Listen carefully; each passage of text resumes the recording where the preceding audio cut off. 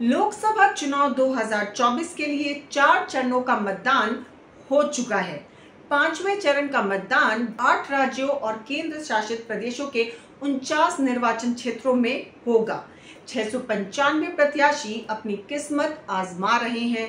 रायबरेली में राहुल गांधी की प्रतिष्ठा दांव पर लगी है। इसी चरण में राजनाथ सिंह और स्मृति ईरानी समेत 6 केंद्रीय मंत्रियों के किस्मत का भी फैसला होगा। बिहार में पूर्व मुख्यमंत्री की बेटी और महाराष्ट्र में मौजूदा सीएम के बेटे की साख भी दांव पर लगी है। पश्चिम बंगाल में 2 अभिनेत्रियां आमने सामने हैं। बारामूला लोकसभा सीट पर पूर्व मुख्यमंत्री के भाग्य का फैसला जनता करेगी। नमस्कार, मैं हूं ऋतिका यादव और आप देख रहे हैं कालखंड। आइए नजर डालते हैं 5वें चरण की उन 15 हाई प्रोफाइल लोकसभा सीटों पर जिन पर पूरे देश की निगाहें हैं। लखनऊ, उत्तर प्रदेश की लखनऊ लोकसभा सीट को भाजपा का गढ़ माना जाता है। यहां से रक्षा मंत्री राजनाथ सिंह लगातार 2 बार चुनाव जीत चुके हैं और तीसरी बार हैट्रिक की उम्मीद से मैदान में हैं। बसपा ने मोहम्मद सरवर मलिक और सपा ने रविदास मेहरोत्रा को टिकट दिया है। 2 निर्दलीय समेत कुल 10 प्रत्याशी लखनऊ के चुनावी मुकाबले में उतरे हैं। रायबरेली सीट की बात करें तो अपने गढ़ में राहुल गांधी की परीक्षा है। उत्तर प्रदेश की रायबरेली लोकसभा सीट की चर्चा पूरे देश में है। अमेठी और वायनाड के बाद अब राहुल गांधी पहली बार रायबरेली के रण में उतरे हैं। रायबरेली को गांधी परिवार का गढ़ माना जाता है। 2004 से सोनिया गांधी यहां से सांसद हैं। राहुल गांधी के खिलाफ भाजपा ने योगी सरकार में मंत्री दिनेश प्रताप सिंह को उतारा है। बसपा के टिकट पर ठाकुर प्रसाद यादव भी चुनावी मुकाबले में हैं। एक निर्दलीय समेत कुल 8 प्रत्याशी चुनाव मैदान में हैं। अमेठी लोकसभा सीट की भी बात कर लेते हैं। अमेठी लोकसभा सीट से मौजूदा सांसद और केंद्रीय मंत्री स्मृति ईरानी तीसरी बार चुनाव मैदान में हैं। 2014 में स्मृति ईरानी यहां से अपना पहला चुनाव हार गई थी। 2019 में उन्होंने बड़ा उलटफेर किया और राहुल गांधी को पटकनी दी। अब तीसरी बार मैदान में हैं। कांग्रेस ने स्मृति ईरानी के सामने गांधी परिवार के वफादार केएल शर्मा को टिकट दिया है। बसपा से नन्हे सिंह चौहान चुनाव लड़ रहे हैं। 5 निर्दलीय समेत कुल 13 प्रत्याशी उतरे हैं। मुंबई उत्तर लोकसभा सीट से केंद्रीय मंत्री पीयूष गोयल चुनाव लड़ रहे हैं। गोयल के सामने कांग्रेस के टिकट पर भूषण पाटिल और बसपा से रईस डॉक्टर मैदान में हैं। 7 निर्दलीय समेत कुल 19 प्रत्याशी यहां चुनावी मुकाबले में हैं।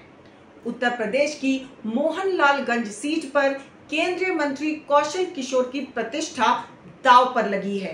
कौशल किशोर 2014 से लगातार सांसद हैं। समाजवादी पार्टी ने आर.के. चौधरी को उतारा है।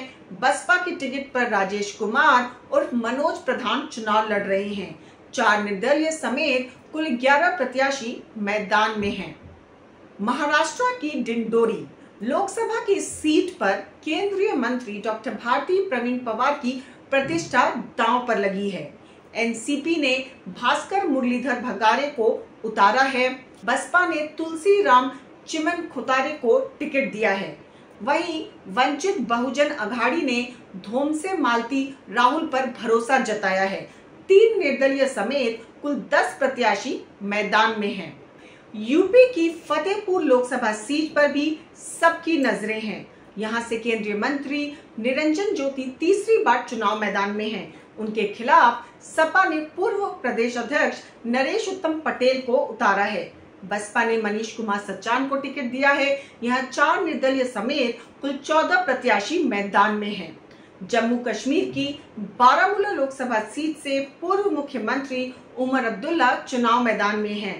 पैंथर पार्टी ने पीरजादा मुदासिर रशीद शाह को टिकट दिया है।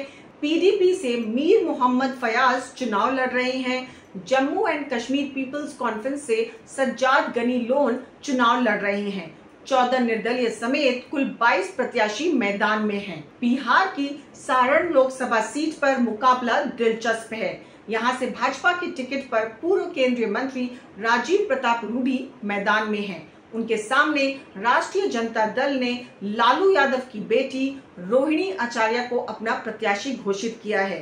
राजीव प्रताप रूडी लगातार 2 बार यहां से चुनाव जीत चुके हैं। रोहिणी आचार्य के सामने विरासत बचाने की चुनौती है। बसपा ने अविनाश कुमार को टिकट दिया है। 6 निर्दलीय समेत कुल 14 प्रत्याशी मैदान में हैं। बिहार की हाजीपुर लोकसभा सीट पर लोक जनशक्ति पार्टी के अध्यक्ष चिराग पासवान के सामने विरासत बचाने की चुनौती है।